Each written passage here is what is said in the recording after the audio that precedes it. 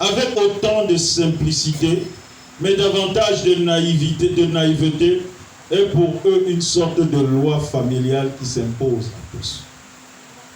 C'est une sorte de loi familiale qui s'impose à tous. Alléluia. Dès lors que tu as quoi?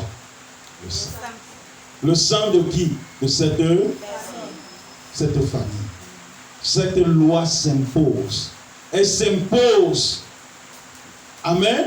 Mais les gens dans la naïveté et la simplicité vont parfois avoir tendance à dire non, dans notre famille c'est comme ça. Dans notre famille c'est comme ça. Alléluia. Les gens font que comme ça. On ne fait pas. Ils en sont si habitués qu'ils n'arrivent même plus à envisager les choses. Alléluia. Amen. Ils n'envisagent même plus, ils n'arrivent même plus à envisager autre chose que ce qui existe et qui a toujours existé dans leur... Amen. Ils n'arrivent plus. Ils n'arrivent plus à envisager autre chose. Tu verras quelqu'un, elle se marie. Dès qu'elle se marie, elle dit à son mari, je sais que je vais faire 3 enfants. Amen. Le mari fait tout. Il dit, non, moi je veux 5. Elle se tait. Elle dit, ah, comme tu dis là, mais moi je veux 3. Parce que chez nous, on accouche que... Donc pour elle, elle a déjà acquiescé la chose. Parce que quoi? C'est pour eux, dans leur famille, c'est devenu comme une loi. Une loi à laquelle tous les membres de la famille sont soumis. Hello? Ce genre de situation, au risque de vous décevoir, ça ne se gère pas par la prière. Ça ne se gère pas par le jeûne.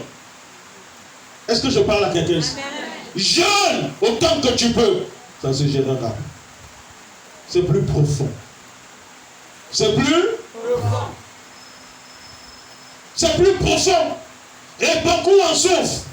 Tu verras quelqu'un, elle va te dire, elle est jeune, elle est belle, elle est intelligente, elle a tous les acquis, mais elle te dit, je ne rêve même pas de me marier.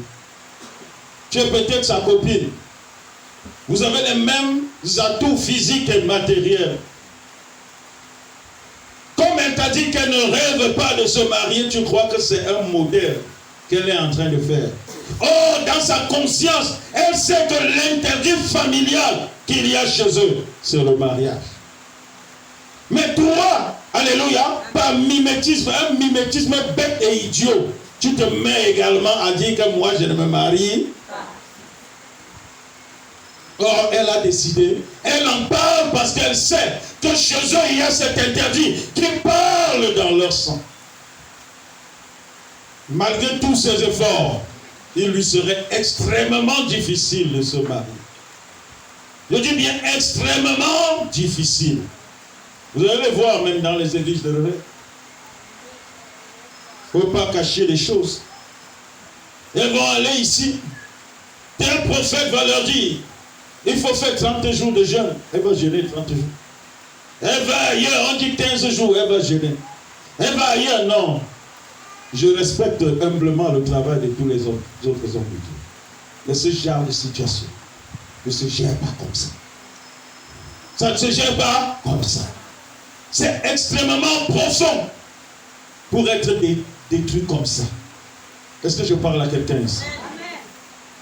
Bien aimé, c'est ainsi qu'à force de le dire, de dire toutes ces choses qu'ils se disent dans leur famille, à force de le dire, alléluia, de dire ce qu'ils ont accepté tous dans leur famille ou par la majorité des membres de la famille, ça devient un autel qui s'élève ainsi dans le sang des membres de la dite famille.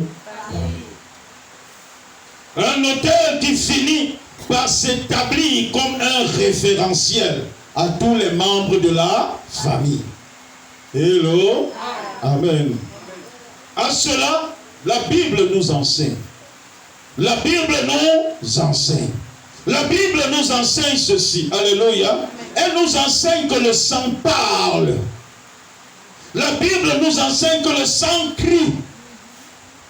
Amen. Amen.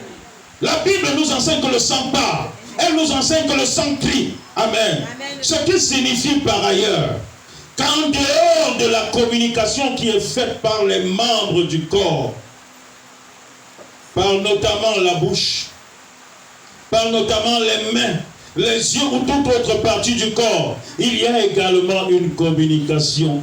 Une communication qui se fait dans l'âme de chaque individu, c'est-à-dire dans son sens.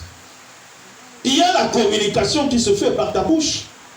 Il y a la communication qui se fait par les yeux, par les mains ou par tous les autres membres. Mais il